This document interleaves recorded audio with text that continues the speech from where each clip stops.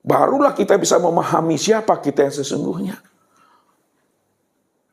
Jadi kalau Bapak Ibu bisa menceritakan diri Bapak Ibu sampai hilang, sampai habis, disitulah telah putuslah pengenalan diri Bapak Ibu itu kepada Allah. Siapa yang pandai bercita dan menciptakan dirinya ini sampai tidak terlihatnya akan diri kita, disitulah Bapak Ibu sudah sempurnalah pengenalannya kepada Allah itu. Bisa Bapak Ibu menceritakan diri sendiri sampai tidak nampak lagi diri.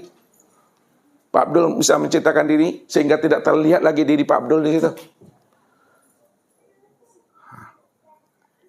Mesti bisa. Wajib bisa. Sebelum datangnya ajal.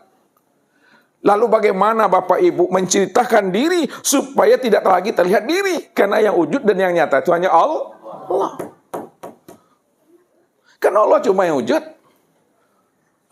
Wujudnya itu berupa nur. Nurnya itu sudah nyata pada insan. Insan ini ada zahirnya, insan itu ada batinnya. Zahirnya nyata pada tubuh, batinnya nyata pada ruh. Lalu siapa yang mampu bercerita tentang dirinya yang disebut insan sampai tidak lagi melihat dirinya, disitulah sempurnalah ma'rifatnya itu kepada Tuhan itu. Kita ceritakan Bapak Ibu supaya diri Bapak Ibu hilang. Sesungguhnya diri kita Bapak Ibu, walaupun Ustaz berkita-kita, tapi kitanya Bapak Ibu bukanlah wujud nyatanya diri Bapak Ibu. Kalaulah kitanya Bapak Ibu bukanlah wujud dirinya Bapak Ibu, lalu wujudnya diri Bapak Ibu itu wujud siapa? Wujudnya Allah. Sekarang Ustaz berkita-kita dengan diri Bapak Ibu supaya paham bahwa diri insan ini, diri Bapak Ibu itu ada zahir, ada batin. Nah, yang zahir ini terdiri daripada 4 anasir.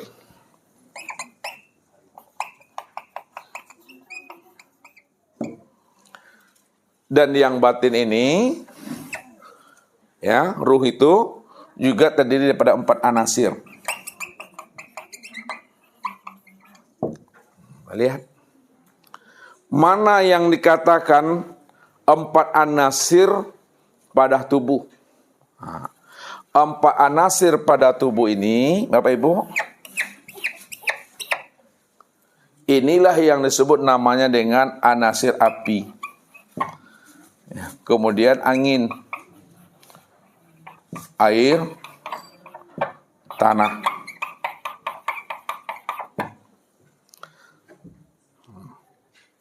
Kita lihat, kalaulah anasir daripada tubuh yang zahir adalah api, angin, air, dan tanah, maka anasir api itu, ya, pada diri Bapak Ibu nyata pada darah.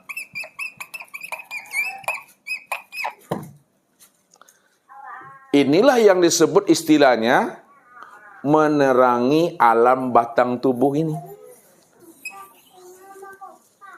Api itu pada diri Bapak Ibu jadi darah. Ini yang disebut namanya menerangi alam batang tubuh. Kemudian angin. Ini angin ya? Itulah, kena lapar juga tadi itu. Ya. Nggak apa-apa, biar aja lagi itu. Pandangan itu selalu nipu tuh. Dengan ucapan Ustaz aja lah, pahami. Angin pada diri Bapak Ibu itu jadi apa? Aurat. Angin pada diri Bapak Ibu urat itu, ini yang disebut namanya menggerakkan alam batang tubuh. Kemudian air pada diri Bapak Ibu apa? Tulang. Air yang menjadi tulang pada diri Bapak Ibu, inilah yang dikatakan menegakkan alam batang tubuh. Menegakkan alam batang tubuh. Kemudian tanah pada diri Bapak Ibu, daging. Kulit daging. Tanah yang menjadi daging pada diri Bapak Ibu, ini yang dikatakan mengokohkan alam batang tubuh. Ini yang disebut namanya an-nasir zahir. Sekarang an-nasir zahir itu sebenarnya kita perteli lagi. Kita tilik lagi. Kalaulah an-nasir zahir itu adalah api, angin, air, dan tanah, Bapak Ibu mesti mampu mengenali asal muasal daripada tanah itu. Asal tanah daripada air, asal air daripada angin, asal angin daripada api, asal api daripada nur.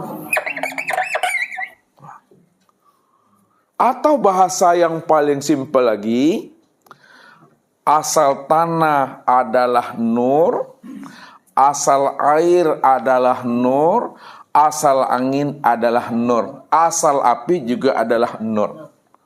Maka tubuh yang zahir ini yang disebut namanya dengan Nur Muhammad.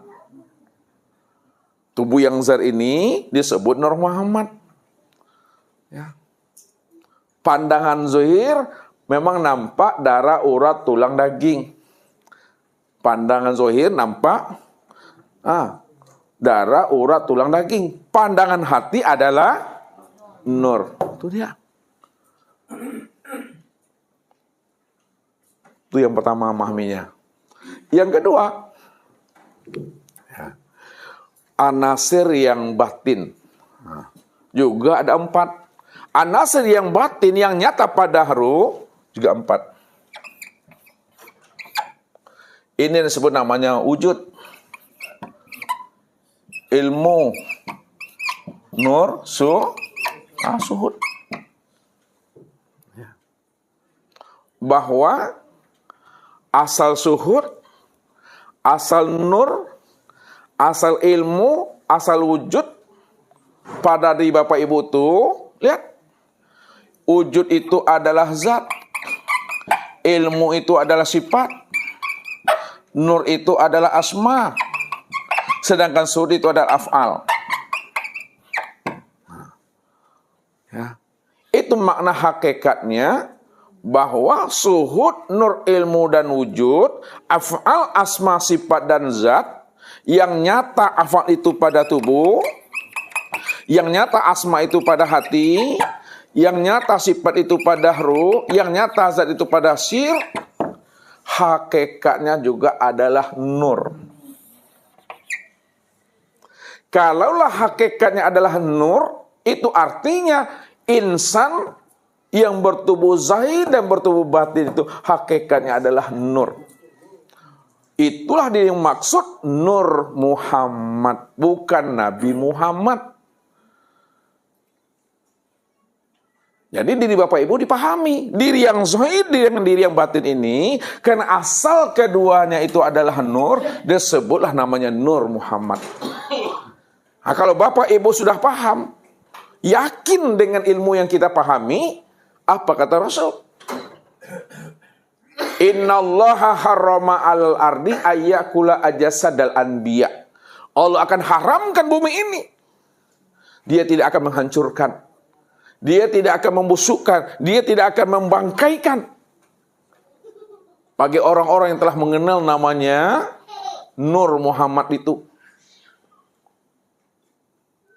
Nur Muhammad inilah yang disebut namanya Sayyidul Anbiya. Penghulu sekalian Nabi itu Nur Muhammad. Maka inilah yang dijelaskan oleh Rasul. Ja'alani khatiman, ja'alani fatihan wa khatiman li zuhurun nubuwah. Ja'alani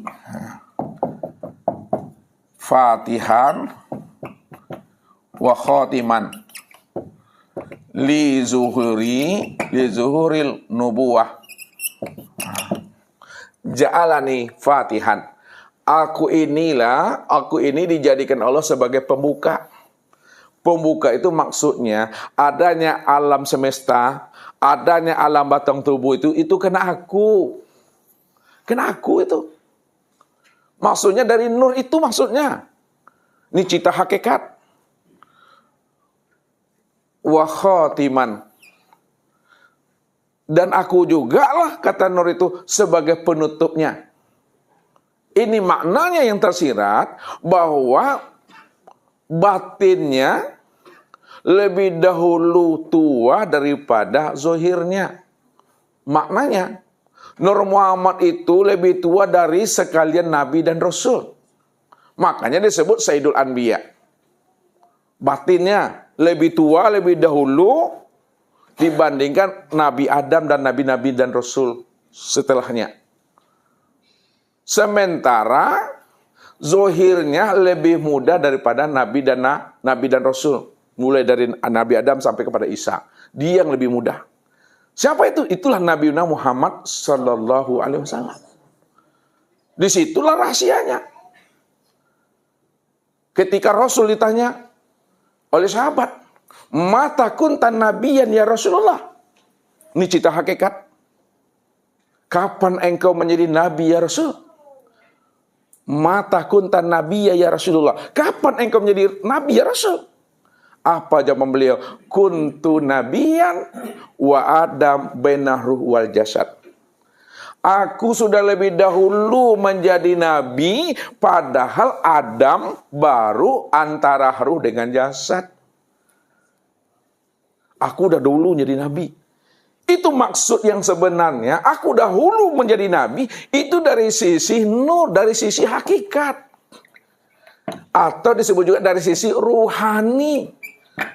Lebih tua dia. Adam baru antara tubuh baru. Antara air baru. Dan jasad. Dia sudah dahulu jadi nabi. Barulah zahirnya datang kemudian. Urutannya nabi yang keberapa? 25. Itu dia. Makanya kalau kita bercerita tentang Muhammad, ya seperti mata pedang. Dua sisi mata pedang. Apa maksudnya kalau kita bercerita tentang Muhammad? Seperti dua sisi mata pedang. Ke atasnya dia kodim. Ke atasnya dia kodim. Ke bawahnya dia baru. Nah. Apa maknanya di atas dia kodim? Dikatakan kodim karena yang si kodim. Dikatakan kodim karena nur ini adalah tajalli daripada Allah. Tajalli itu apa artinya? Ini adalah kenyataan daripada Tuhan. Dikatakan dia baharu karena dia telah wujud nih dia. Wujud insan. Sempurnalah pada Nabi Muhammad Sallallahu Alaihi Wasallamnya. Sallallahu Alaihi Wasallam. Itu maksudnya tuh. Ke atas dia kodim, ke bawah dia baru. Dikatakan dia kodim ke atas karena dia itu adalah tajalli wujud nyatanya Allah. Dikatakan dia baru karena dia telah wujud berupa insan. Makanya insan dengan Allah, Allah dengan insan tidak boleh dipisah ceraikan. Kenapa tidak boleh dipisah ceraikan? Allah dengan insan, insan dengan Allah, itu hubungannya zat dengan sifat, sifat dengan zat. Insan ini yang sebut namanya sifat. Allah itu yang sebut namanya dengan zat. Makanya tidak pernah berpisah cerai zat dengan sifat, sifat dengan zat. Nyatanya zat kena sifat, zohirnya sifat kena zat. Untuk memandang zat, lihatnya kemana? Memandang kepada sifat. Kenapa memandang zat? Memandangnya kepada sifat. Siapa sifat ini? Sifat inilah wujud nyatanya diri Allah. Itulah rahasianya, nggak boleh dipisah ceraikan. Jadi kesimpulannya, karena Allah yang wujud semata-mata, terang dan jelas, kesempurnaan wujud Allah terang yang jelas itu sempurnalah pada insan. Insan itulah kesempurnaan memandang nyatanya wujud Allah itu. Kalaulah insan ini kesempurnaan memandang nyatanya wujud Allah, maka disebutlah insan itu namanya insan kamil. Insan paripurna. insan paripurna. Disitulah diumpamakan, bukan diumpamakan, dijelaskan dengan bahasa simbol bahwa dia itu, Muhammad itu adalah basyarun laisa kal basyar. Muhammad ini yang sudah wujud tadi, Nabi Muhammad itu basyarun laisa kal basyar. Apa artinya itu? Basyarun laisa kal basyar, dia itu adalah manusia yang bukan seperti manusia biasa. Manusia tapi bukan manusia biasa. Inilah memandang hakikat nur di situ. Ini yang dipahami akan rahasia diri kita. Jadi kalau kita sudah bercita dan pandai kita menjelaskan diri kita siapa, maka hilanglah diri kita, nyatalah Allah di situ. Disitulah Bapak Ibu mampu mengenal siapa yang abid dan siapa yang ma'bud. Rupanya yang abid dan yang ma'bud hanya Dia. Dialah yang menyembah, Dia yang sembah. Dia yang memuji dan Dia pula yang dipuji. Wa an ya'buduni hadza siratal mustaqim. Akulah yang menyembah dan memuliakan diriku sendiri. Akulah yang melihat dan menyaksikan diriku sendiri. Tidak ada siapa-siapa lagi di sana. Ini bahasa hakikatnya. Ketika diturunkan ke dalam bahasa syariatnya, yang memuji siapa? Yang memuji Allah. Yang memuji, itulah tuh pengaruh apa tadi tuh? Biar tidak terasa lapar, nggak salah pula menjawab pertanyaan Ustadz. Ya, Ustadz tulis. Siapa yang memuji? Siapa pula yang dipuji? Nah, lihat pertanyaannya. Siapa yang memuji? Yang memuji adalah sifat itu siapa namanya? Muhammad. Muhammad itu apa sebutannya? Ini udah depannya. Siapa yang memuji? Ia memuji sifat. Siapa namanya? Muhammad. Muhammad itu apa sebutannya? Insan itu nama halusnya siapa sebutannya? Hamba itu siapa tuh? Aku. Ya, aku. Siapa yang dipuji? Yang dipuji adalah zat. Zat itu siapa namanya? Allah. Itu dia. Allah itu apa nama sebutannya? Asailah. Disebut namanya sir atau rahasia. Siapa rahasia tuh? Aku doang. Aku siapa? Aku yang tua. Aku tua. Aku tuh Allah Qadim wujud. Allah Qadim wujud. Siapa yang wujud? Yang wujud itu tua. Si tua itu yang wujud. Tuhan wujud Allah. Ya aku tua, makanya yang tua itu bukan ibu. Aku, jangan merasa tua. Karena dia nggak ada. Makanya tua aku. Itu rahasianya tuh. Esa tuh Bapak Ibu. Makanya dihantarkan secara kias, pandangan zahir nampak apa? Pandangan zahir nampak pandangan zahir nampak insan, pandangan batin nampak Allah. Oleh karena itu pandang Allahnya apa yang dilihat oleh mata. Apa yang dilihat oleh mata itulah sebenarnya wujud nyatanya diri Allah. Jangan kita melihat apa yang dipandang oleh mata. Kalau kita melihat apa yang dipandang oleh mata, maka yang dilihat itu yang terpandang apa? Alam dan sesuatu. Tapi pandang Allahnya apa yang dilihat oleh mata. Apa yang dilihat oleh mata pada alam, pada sesuatu, itulah wujud nyatanya diri Allah.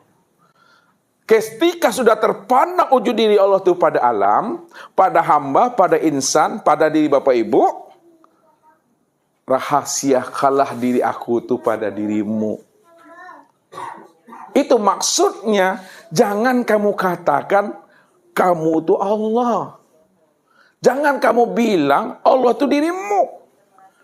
Allah katakan Allah, dirimu katakanlah dirimu. Walaupun kamu katakan dirimu adalah dirimu, namun hakikatnya kamu sudah paham dan mengerti bahwa dirimu ini, inilah wujud nyatanya diri Allah. Namun dirahasiakan dia. Apa kata Ustadz? Kalau beras sudah menjadi lontong, boleh kalau lontong mengatakan dirinya beras? Tidak boleh. Siapa yang mengatakan bahwa lontong itu adalah beras, secara pandangan syariatnya, itu payah dah tuh. Termasuk golongan ODGJ itu dah. Ya, Bapak Ibu mau beli lontong, tapi dibilang apa? Bu, beli beras apa bu? 5.000. Itu tuh. Jadi rahasiakanlah itu. Walaupun disebut lontong, tapi kita paham bahwa lontong itu itulah wujud beras. Di situ mendudukkan di alam dunia ini, di alam syariat ini, di alam syahadah. Ya. Kalau kita sudah kenal Allah, rahasiakanlah wujud Allah itu pada insan, walaupun dirahasiakan, namun hakikatnya Bapak Ibu kan sudah paham bahwa insan itu tiada lain, wujud nyatanya diri Allah. Disitulah lepas daripada syirik itu. Lepas kita daripada syirik. Ya. Apa sebabnya lepas daripada syirik? Karena kita mampu memandang segala yang wujud itu tiada lain adalah dirinya. Makanya Nabi bilang, man nazara ila syai'in malam yarallahu fihi fahuwa batil. Barang siapa yang bisa memandang kepada sesuatu, lalu dia tidak mampu memandang Allah yang benar-benar wujud dan nyata pada sesuatu itu, tak mampu dia memandang Allah yang telah wujud pada sesuatu itu, itulah pandangan yang berdosa. Jadi pandangan yang tidak berdosa itu mampu memandang Allah pada segala yang wujud, dan segala yang wujud itulah yang nyatanya akan wujud rupa Allah itu. Namun rahasiakanlah di situ. Apa makna rahasiakan di situ? Jangan disebut sesuatu itu Allah. Itu dia. Rahasiakan.